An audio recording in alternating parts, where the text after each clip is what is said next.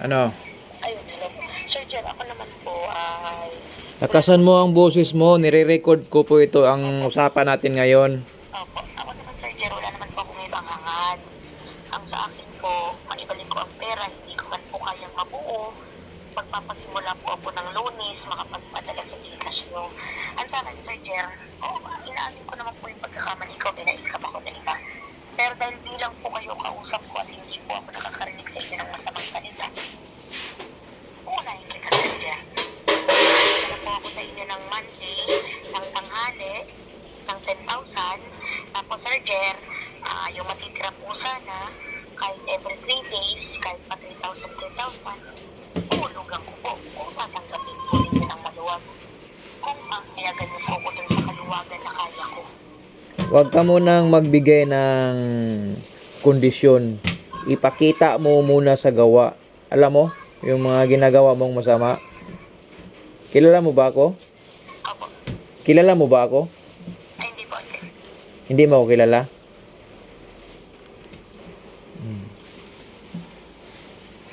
Gawin mo muna ang importanteng gawin mo Kaya nga, para hindi ka magka-problema. Akala mo siguro kung hindi ka malukit kung nasaan ka nakatira, di ba? kaya nga po. Yun ba ang gusto mo mangyari sa pamilya mo? Ay, hindi naman po Sir Jer, may mga anak po. Alam mo, huwag kang magmakawa sa akin dito sa usapan natin ngayon. Tapos na tayo dyan. Tinulungan kita. Tapos panay tawag ako sa'yo. Hindi ka response. Text ako, wala kang response. Pag tumawa ako, kinakancel mo. Kaya mo palang makipaglukuhan, di ba? Ganyan ba ang ugali mo? Magbago ka na.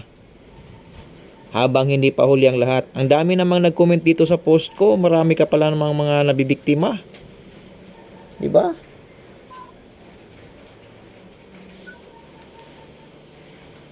Kung hindi ako nag-post, wala ka rin ginagawa, hindi ka rin mag-text sa akin. Ay, nag-reply po ako sa inyo kanina. Hindi ka mag-text sa akin kung hindi ako nag-post. Wala. Huwag mong baliktarin ang istorya, ang issue. Huwag ka nang manloko. Gawin mo ang lahat para mabayaran mo. Magkano bang binigay ko sa'yo? I-chat mo sa akin lahat. I-chat mo sa akin lahat. Kasi pag malalaman na natin ito lahat, ang laki pa na ng problema mo. Yung mga niluloko mo siguro, hindi lang malakas ang loob nila na ipopost ka. Ako ma'am, sa totoo lang, in good faith ako magtiwala ng tao.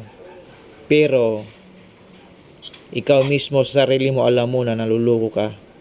Dapat lang, kung ganyan ang style mo, tigilan mo na. Habang hindi pa huli ang lahat. Opo, sir. Ayun, Sir Jer, bali ang... Huwag mo nang ilipat ang usapan natin. Antayin ko Lunes. Magkano ba kaya mo ibigay? 10. 10 pa lang po kasi marirelease ko, sir. Bakit nasaan na yung mga pera na naipadala namin sa inyo?